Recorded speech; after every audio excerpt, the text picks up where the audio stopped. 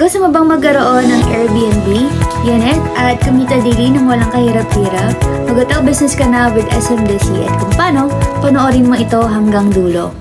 Hello, my name is Jean, ang international marketing partner ni SMDC. Dito, may property ka na, may kita ka pa monthly. Ang gagawin mo lang is bayaran yung 5% spot down payment at yung resa fee or yung renovation fee. At pagkatapos nun, mag-start na ng paupahan ni SMDC yung hotel business mo. Good news dahil hindi mo na rin poproblemahin yung monthly amortization mo dahil kusa na itong ibabawas ni SMDC sa monthly rental profit mo. At kung inaalala mo naman na baka walang umupa sa hotel unit mo is don't worry dahil nasa prime location yung unit mo.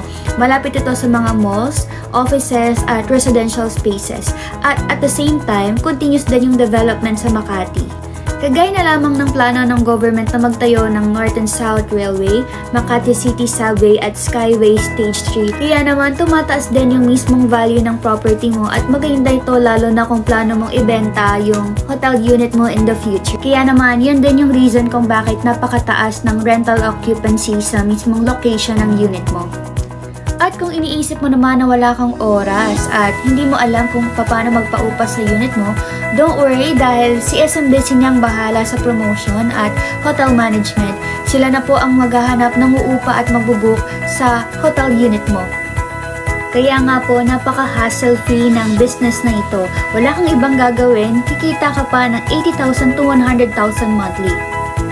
Mala 5-star hotel din ang mismong design or interior ng unit mo dahil kapartner ni SMDC ang Homefort iHotel sa pagpapaganda ng hotel unit mo.